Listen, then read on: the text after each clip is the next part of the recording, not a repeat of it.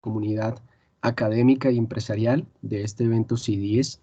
Me presento, mi nombre es Andrés Julián Guzmán Sierra, yo soy licenciado en Educación Física, Recreación y Deporte, y quiero compartir con ustedes un adelanto, un parcial de la investigación titulada Análisis normativo y pedagógico al desarrollo de la educación física en la escuela pública primaria de Colombia durante o en el siglo XX. En el desarrollo de este proceso investigativo quisiera iniciar con esta breve introducción, y es que, como se puede apreciar en la presentación, hay una frase muy célebre y conocida que habla que aquel que no conoce su historia está condenado a repetirla. Sin embargo, esta frase muy célebre ha sido atada o predispuesta por diferentes autores que a lo largo de los periodos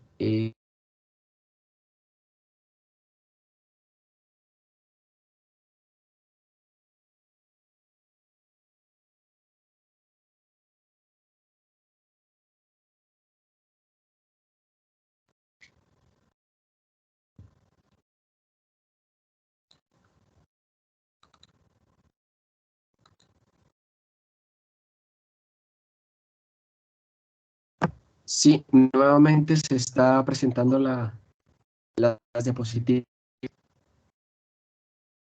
No, señor, no las estamos visualizando.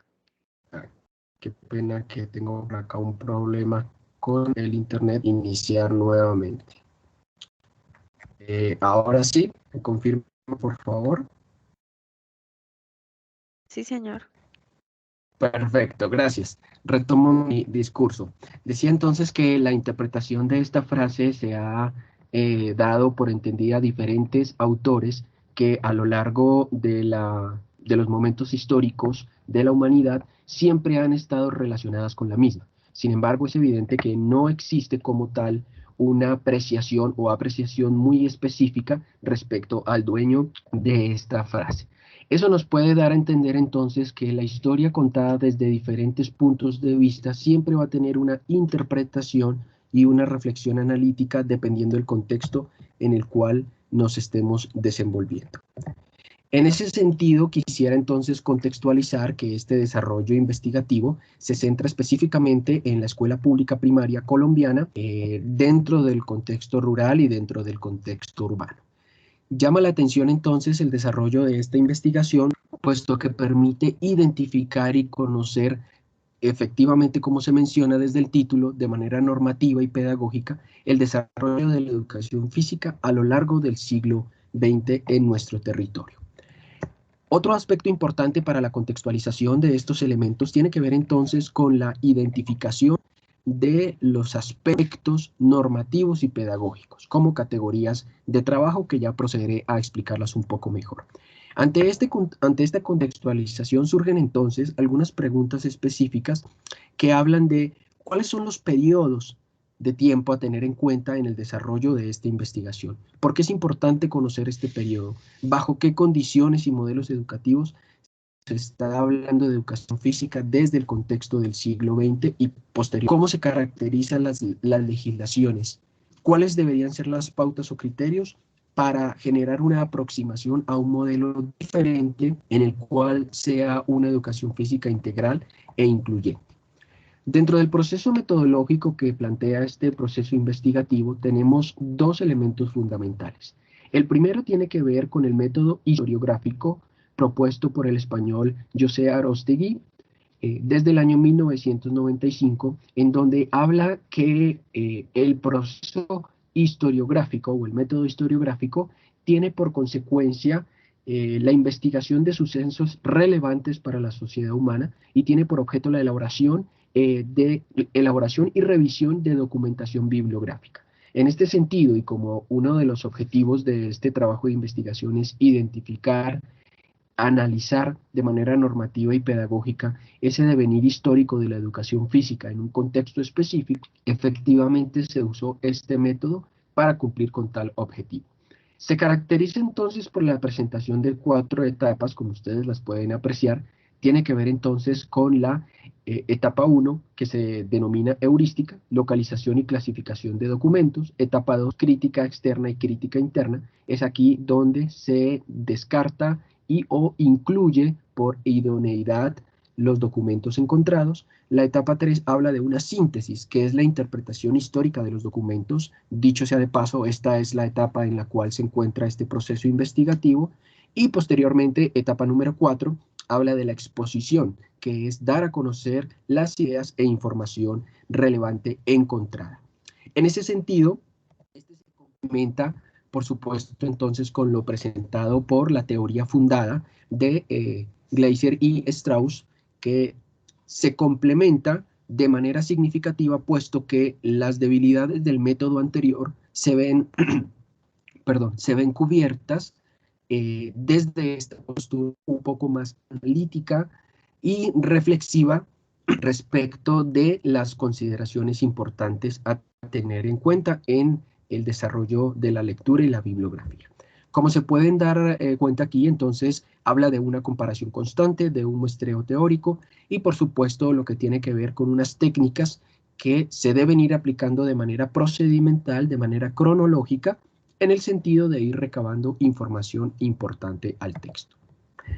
Como uno de los objetivos específicos, si se quiere, o de las preguntas generadoras, tiene que ver con la identificación de los procesos y de los periodos más importantes en cuestión educativa durante el siglo XX, a partir de un análisis primario se establecen estos 4 que aparecen en pantalla.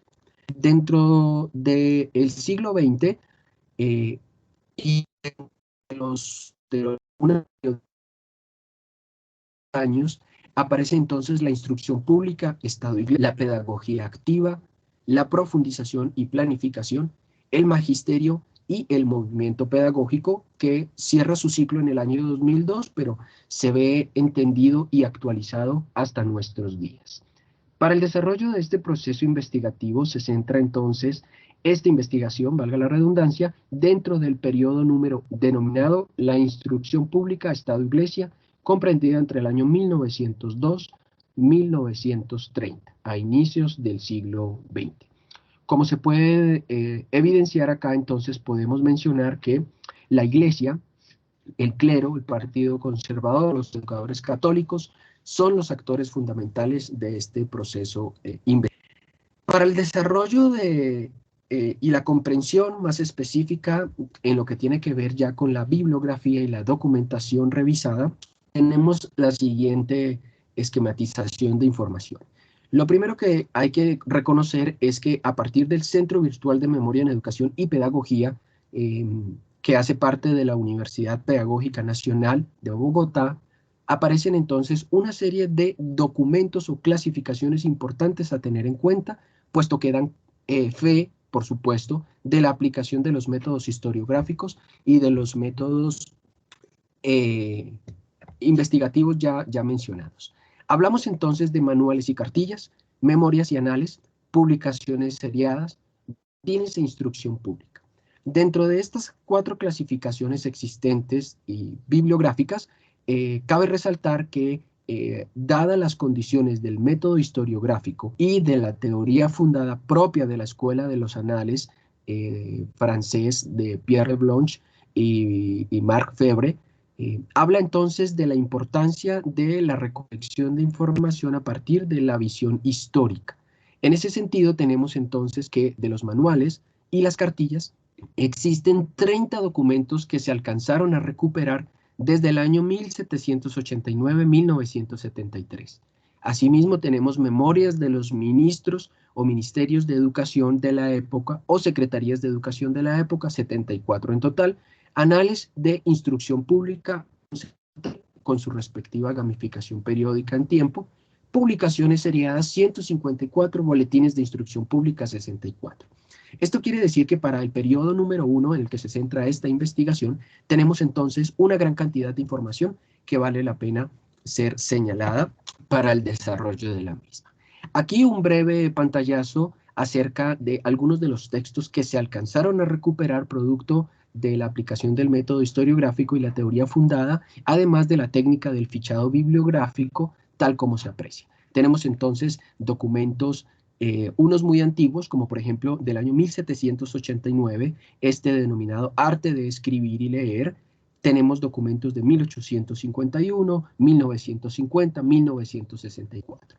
Estos que a mi juicio son los más significativos por tener relación no directa, pero sí encausada al tema de la educación física en la escuela pública primaria. Muy bien, dentro de las categorías que ya se habían mencionado desde el título, hablamos de lo normativo, de lo pedagógico, y aquí se pueden apreciar algunas de sus ejes o subcategorías.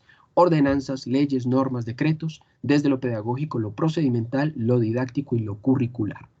Aquí en el costado izquierdo de la pantalla podemos ver el diario oficial, domingo 12 de febrero de 1893, en el cual por primera vez se mencionan los conceptos abajo subrayados de sanos de cuerpo, espíritu, dignos y capaces de ser ciudadanos útiles al país dentro de su artículo número 3. Y artículo número 4, la enseñanza en las escuelas no se limitará a la instrucción, sino que comprenderá el desarrollo armónico de las fuerzas del cuerpo y los sentidos. Estos son los primeros esbozos de educación física que se pueden evidenciar en Colombia desde el año 1893, es decir, previo al siglo XX. En ese sentido, también entonces podemos apreciar una primera interpretación. Lo primero es que los primeros planes de estudio o el primer plan de estudio más específicamente tiene que ver con la Ley 39 de 1903, con el decreto reglamentario 491, en el que se establecía que la escuela rural estaría compuesta por 3 años de estudio, distribuidos por cada año una sección elemental de 6 a 9 años, una sección media de 9 a 12 años y una sección superior de 12 a 15 años. No se habla de grados, no se habla de niveles, pero se entiende que la primaria tendría 3 años de curso. En ese sentido, podemos entonces hablar que las 4 asignaturas fundamentales que se planteaban desde estos primeros años de estudio tenían que ver como la lectura, la escritura, la aritmética y algunas consignadas como la música, la danza o la interpretación. Evidentemente es una interpretación primaria que vale la pena seguir escudriñando, dadas las particularidades de la literatura y de la normatividad existente. Hablamos entonces de unas reglas de trabajo.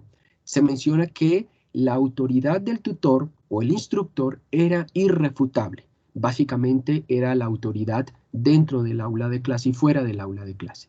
Se habla entonces que los ejercicios físicos básicos, denominados como calisténicos, orientados según la instrucción militar y respetuosa de la ley.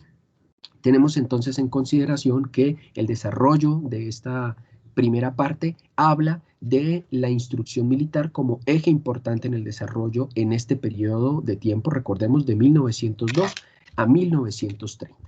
El estado socioafectivo del niño se enfocaba en la consideración religiosa y moral. Evidentemente, al tratarse de un periodo de tiempo denominado religioso, la iglesia y el clero tenían demasiada influencia en la construcción de las actividades educativas. Por eso es que los primeros pénsul o los primeros planes de estudio relacionados pues tienen que ver con construcción religiosa. Una de las características más importantes y es que se empieza a considerar la higiene corporal desde el punto de vista utilitario para el cuidado del cuerpo. Hablamos entonces que el cuerpo es una herramienta para la conservación de la decencia. La higiene es una herramienta para la conservación de la decencia. En ese sentido, se instaba a las acciones del baño diario del cuerpo o por lo menos lo más seguido posible. Evidentemente hago aquí un paralelo entre lo que hoy conocemos como las acciones de higiene y lo que en esa época sería teniendo en cuenta la construcción comunitaria, socioeconómica, cultural de la época, pues evidentemente no es lo que hoy conocemos. Aquí un dato muy importante y es que desde el Ministerio de Instrucción Pública, llamado antes Secretaría de la Instrucción Pública, y después de enero de 2000, del 1 de enero de 1928, Ministerio de Educación Nacional, se habla entonces del quatriennium o el quadrivium como lo elemental para la enseñanza de los estudiantes. Hablamos entonces de matemáticas, escritura, lectura y teología. Acá dos breves menciones fotográficas de lo que para ese entonces era denominado como el pénsul académico y la construcción normativa en cuanto a asignaturas.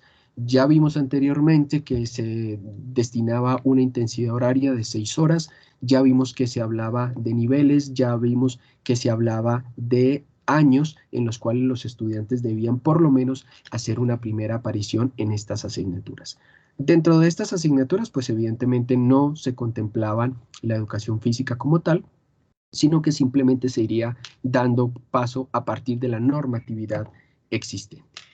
En ese sentido, tenemos entonces que desde esta normatividad, ya para ir terminando, hablamos que se reglamentarían a partir de unos artículos 60, 61, 62, 63 de la ley que ustedes pueden apreciar. Hablamos entonces que en el artículo 61 se habla de una postura corporal durante las lecciones. En el 62 hablamos, por supuesto, entonces de las fuerzas de los niños. Las escuelas de varones se anexan a los ejercicios de corte militar. Ya sabemos que la parte de la milicia y la parte militar, pues evidentemente era lo preponderante en el tiempo, teniendo en cuenta que veníamos de unos procesos de nueva república, independentistas y demás, entonces evidentemente se hacía este énfasis en esta conducta. En el 63 entonces hablamos ya de lo higiénico. Quizás aparece por primera vez la palabra recreativo, donde generalmente eran a los ríos esos paseos o esas salidas pedagógicas, por mencionarlas de alguna manera. Por eso la representación de las imágenes anteriores. Hablamos entonces de bañarse el cuerpo, de lavar la ropa, de desarrollar juegos de integración o de competencia, en el sentido recreativo y lúdico. Como conclusiones parciales tenemos entonces que la educación física, pues evidentemente, empieza a denotarse sus raíces desde este periodo de tiempo, con conceptos elementales como la higiene, el juego, la recreación, lo militar y lo corporal. En ese sentido, pues, como su nombre muy bien lo implica, desde la construcción investigativa de este proyecto, hablamos entonces de una identificación de la historia para posteriormente hablar de una aproximación de un modelo que permita una formación integral en el área, haciendo una actualización de lo que hoy se tiene por normativa y por práctica en las instituciones educativas. Evidentemente es necesario continuar el estudio porque, como ya lo vimos, hasta ahora vamos en el primer punto o en el primer momento histórico significativo. Evidentemente hace falta la revisión de normatividad, la revisión de bibliografía y otros 3 elementos de trabajo. Por supuesto, se espera la obtención de información concerniente a los demás periodos históricos y digamos que de manera reiterada entonces se abre el campo para la interpretación, el análisis y empezar a identificar aquellos elementos investigativos que puedan ser útiles a la presentación y por supuesto a la construcción teórica conceptual de manera interpretativa de esta investigación. Eso ha sido todo. Muchas gracias a ustedes por